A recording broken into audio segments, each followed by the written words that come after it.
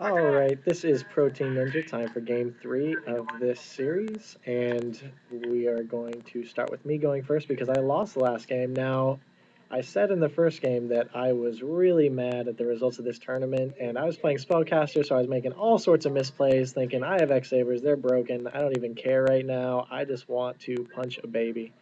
And now I'm in like revenge mode because he won game 2 and with some good play, some good siding, and so I sided in some extra dust tornadoes for those burdens if I needed it. I believe I saw rivalry game 1 or game 2. I'm not sure, but I know rivalry shows its ugly face in this game. Makes me real happy that I sided in those dust tornadoes. Gonna go ahead and attack with 1,000 attack Ember's Blade and eat 1,000 damage from attacking that defense position spy, as well as him getting a +1 off it. So great start. And at least I have Ember's Blade on the field, I guess, is the only thing that I can really think right now. And I'm going to set 2 more back rows because Heavy Storm is gone. And also, I'm going to do that because if he were to play a Secret Village right now, I would be so screwed because I would not be able to use any of the spells in my hand or face down. So I needed to set a Dust Tornado or an MST to make sure that he could not get that on the field. And he is going to tribute a Spy to enemy controller my Ember's Blade, which makes me feel super good since he then tributes it for a freaking dark red enchanter, which no one ever sees. But this card has 1,700 attack. It gains 300 for each spell counter that it has, and it has 2 spell counters when it comes out. Each time you play a spell card, it gains a counter, and it can remove a counter from itself, 1 or 2 counters from itself, I can't remember, a turn to make you discard a card. So here comes the Secret Village, trying to lock me down, trying to put this game away right now, and I'm going to play the Dust Tornado, trying to avoid giving the dark red more counters. We have a conversation here about whether or not Dust Tornadoing that gives him the counter for playing the Secret Village, and I think we agree that it does give him a counter. I was unsure, and I didn't really feel like calling a judge at that point. So he is going to make me discard the Ember's Blade in my hand, which is not good, and then he is going to attack me for 2,000 with his Dark Red Enchanter. It has 1 spell counter on it right now. I'm going to draw. And he has 3 backers. He can just eat me up right now if he has the right stuff down. And I'm going to activate Bogart Knight's effect, and he is going to chain Rivalry, which would screw me over normally, but I chain MST to prevent that from happening. Thank goodness. So then I'm going to put out the Full Helm Knight. I have 2 Sabers here. I have 1 Fall Troll in hand. Can I get it out? He books the Full Helm Knight, which prevents me from summoning my XX Saber Fall Troll. But I have another face down. Gotham's Emergency Call. This deck is broken. And so I'm going to summon my 2 Ember's Blades from the graveyard, and I will get my search, sir. So now I need to toolbox into some monsters with Ember's Blades here, and I'm going to Suicide into his Red Enchanter, which because of all those spells that got played is now at a beefy 2,600, where my Ember's Blades are at 1,000, so I'm taking 1,600 damage a hit here, but it is necessary. I will pay these life points to take back control of this game. I'm going to search a Dark Soul with the first one, and I'm going to need to search a tuner with the second if I want to do anything this main phase 2. Yeah, and I'm going to bump into that to go get, I believe, a Full Helm Knight, just in case I need to leave something on the field later that can block an attack. And someday it will come out. There we go. Shuffle it up, let him cut. So he is sitting on top of a Burden of the Mighty right now, reducing all my monsters' attacks by 100 times their level, and he also has a 2,600 Dark Red Enchanter, which he can then use to discard a card from my hand the following turn. I'm going to get one. Okay, there's a child talking to me now. You guys can't hear it, but I am going to. He's asking me the probability that he's going to top 8 based on his match wins and losses, which I tell him is not probability, it's just math. And I'm going to do nothing here because Burden of the Mighty is screwing my junk.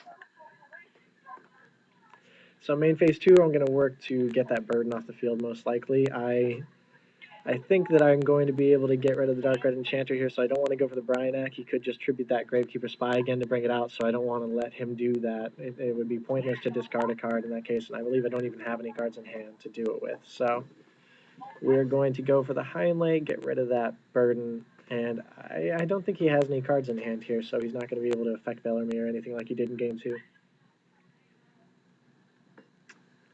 All right, bring it out. Come on, bring it out. Don't be scared.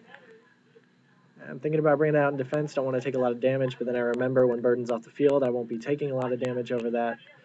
He is going to have to attack over with that Dark Red, and he is going to only be able to do 300 damage on that. And I'm going to bring out the Full Helm Knight for the block during his turn. And what this is going to do right here is that if he tries to attack with his Dark Red, I'm going to be able to block that attack. His Gravekeeper Spy is not going to be able to do damage over anybody. I'm doing this because I've taken 5,200 at this point. I only have 2,800 life points left, but we did our math wrong during the actual game, and we determined that I only had 1,800 life points left because he thought his Dark Red Enchanter was at 29. Turns out that misplay didn't actually make any difference. And so I'm thinking that I have 1,800 life points. That's why I'm being so careful about what I leave in attack position. I don't want him to tribute for something and get an easy attack in. You know, if he goes for a Chaos Sorcerer and removes my Full Helm Knight and does some stuff, I don't know. But I just don't want that to happen. He's going to make me discard the Fall Troll that I searched with Dark Red Enchanters, bringing it down to 2,000 attack, which was actually a misplay on his part because he saw me search the Fall Troll. He could have attacked with his monster while I was at 26, but he neglected to do that. I would have blocked the attack anyway, so it didn't matter too much in the grand scheme of things. And it seems that I may have taken control of the match at this point. He has one card in hand. He is going to try to take out my face down Full Helm Knight, I'm sure, and I'm going to let him do it because I don't care. I don't want him to destroy anything else, really, so I'm going to go ahead and block his Dark Red Enchanter's attack because I can, because Full Helm Knight is Lulzy.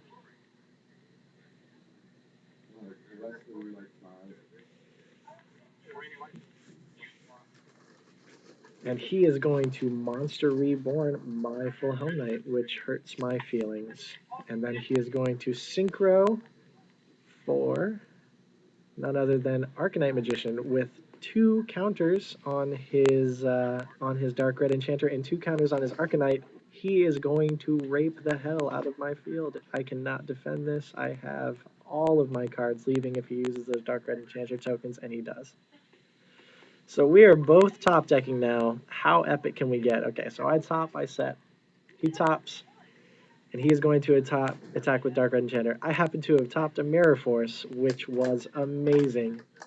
Next top deck is Monster Reborn. I don't think you can get any luckier in Yu-Gi-Oh! Than topping 2 limited cards in a row. And so, and especially Monster Reborn to boot. So I don't really have any good targets in his graveyard. I'm going to check for anything. I don't want his Dark Red. It's only going to be at 1,700. It's not going to be able to get over that Arcanite. So the only monster that I have that can get over that is the Heinlein in my graveyard. And I am praying, hoping, praying that that back row is something that will not stop my monster from coming out. He may be bluffing something, he may not, but I don't think I've seen Bottomless any of these games, so I went ahead and summoned it. I'm going to attack his Arcanite. It is gone. And now he is top decking with no monsters, and I am in good position right now. Hoping he doesn't top a Darkhold or something. Go ahead and take that direct 23. We're going to have a quick check of our life points here. This is close to my first damage, so I wanted to make sure what we each had and see where we were at. And then I'm going to set a monster. Knowing the monsters you can set in X-Sabers, I am in fantastic position right now, because even if he does get rid of the Heinlein, that's probably an Ember's Blade or a Dark Soul for a search down there. And he is going to let me search that Pashul off of Reinforcement of the Army. And now I'm going to shuffle a lot, and then he's going to cut. Taking a look at his graveyard, see what he's got in there, make sure he's got nothing, no shenanigans going on in there, cards that I wasn't expecting, some random Tech Necro Gardener or something. And I have the Dark Soul face down. I summon the Pashul. I'm going to go for Naturia Beast here, and he activates Rivalry. But unfortunately, both High and Lay and Pashul are warriors, and they happen to be able to synchro for level 8. So I believe I'm going to go for Colossal Fighter here, since he is also a warrior, and I can synchro him. And I'm going to bring that out. I currently have a ridiculous amount of warriors in the graveyard, so we're going to go ahead and count those up. 1, 2, 3, 4, 5, 6. He has no warriors because he's running Spellcasters, obviously. And I'm going to have a 3,400 attack Colossal Fighter, attack directly for 34. At this point, he is reeling. He has taken 5,700, so he has 23 remaining. And he is going to set one monster. I just top decked, and I'm going to top deck a Full Helm Knight, another warrior. How amazing a top deck. And before I go into my battle phase here, he is going to, I know what he's going to do. He's going to use an Effect Veiler on my Full Helm Knight, and I'm going to check on that because I was like, no, I'm not going to be able to plus all that. But it was actually a bluff to try and get me to attack with the Colossal Fighter since I couldn't plus out the Full Helm Knight, and he ends up losing the game to Colossal Fighter.